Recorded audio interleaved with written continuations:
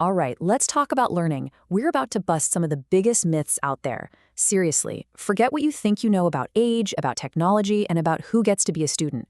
Today, we are completely redefining what it means to learn for a lifetime. So, I want to start with a question that seems simple, but it really gets to the heart of everything we're talking about today. When does learning really stop? I mean, for you personally, do you have a finish line in your head? For the longest time, we've kind of been taught to see learning as this race with a very clear finish line: graduation. You get the diploma, you toss the cap in the air, and that's it. You're done. But the reality, oh, it's so much more exciting. Learning isn't a race at all. It's more like the air we breathe. It's just happening all the time, every single day. And look, this isn't just some nice, abstract idea. This is a demographic reality. By 2030, the US alone is projected to have over 72 million adults over the age of 65. I mean, think about that number. So, if we want to have a society that actually thrives, we have got to get this right. And that starts by taking on our first big myth. Okay, first up, we're busting the myth that learning has an expiration date. This old idea that it's a game that only young people get to play. Now, here's the really fascinating part.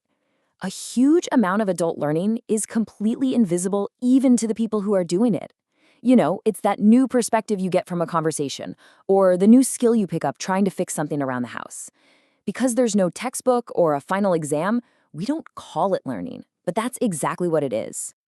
And there's actually a name for this whole field: andragogy. It's basically the science of adult learning, and it's built on a simple but kind of revolutionary idea. Adults are not just big kids. You can't teach someone with 30 years of life experience the same way you teach a third grader, right?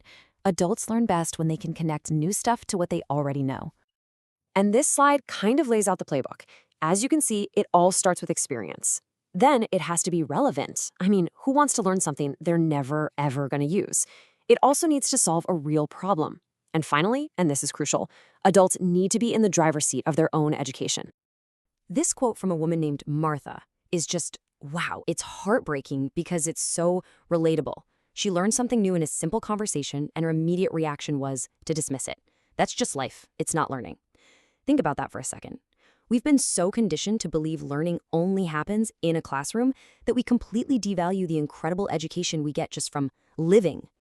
So the big takeaway here is that powerful, meaningful learning is happening all around us, every single day. It's in our chats, our Google searches, the knowledge we share with our friends. Recognizing this is step one. But what about the tools we use to learn today? Well, that brings us to myth number 2, and oh man, it's a big one. That old saying, you can't teach an old dog new tech. We've all heard it, we've maybe even said it, but is it actually true? This myth comes from a pretty toxic, ageist idea called the loss view of aging. It's this assumption that as we get older, we just stop caring, that we do not need to be entertained. I mean, can you imagine thinking that about any group of people? It's not just wrong, it's completely dehumanizing. In the data, well, the data tells the real story. Just look at this chart. Okay, yes, tech usage might be a bit lower, but look at the motivation to learn. It's through the roof. The problem isn't a lack of desire, it's a lack of opportunity and support. The will is there. And we have to remember, for many older adults, there's a real anxiety here. It's not about being incapable, it's the fear of the unknown. Haven't we all felt that? That fear of breaking something expensive or just looking foolish trying something new? That's a human feeling, not an age thing. But now look what happens when we replace that fear with a little support. This quote says everything. The pride in that wow, the feeling of purpose, of not being so alone. This is what's at stake. It's not just about learning how to use a computer, it's about connection, it's about purpose, and it's about fighting social isolation. So how do we do it? Well, it's not rocket science. It's just about being a good teacher.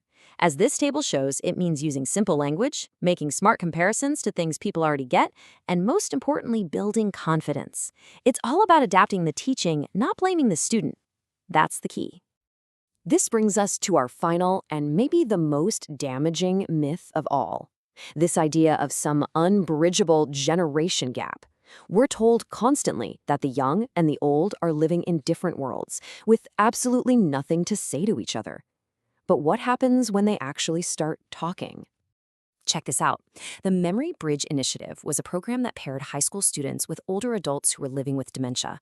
Before they met, you can see all the stereotypes at play. The students described older adults as boring, needy, slow. But after just 4 weeks of real conversation, look at that transformation. Wise, funny, experienced. And the numbers are just staggering. Look at this chart. Positive perceptions of older adults jumped from 49% all the way up to 70%. This is not a small change. It's a fundamental shift in how these young people see an entire generation. It proves that stereotypes simply cannot survive when there's real human connection. And this learning wasn't a one-way street, not at all. A student said this: "I learned that people with dementia can teach us things, and it is important to take time and listen." That's the whole thing right there, isn't it? That simple, profound act of listening is what unlocks our shared humanity. So, when we bust all these myths, what are we left with? Well, we're left with a choice. A choice to build a future where learning isn't stuck inside a classroom, but is something that's powered by our own curiosity and our connection to each other. So let's recap the big ideas. First, real learning is life-centered, not classroom-centered.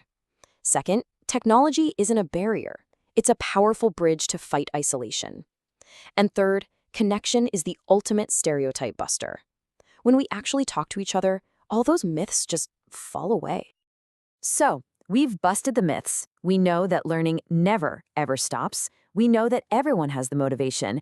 And we know that connection is the key. So the only question left is the one on the screen. And it's for you.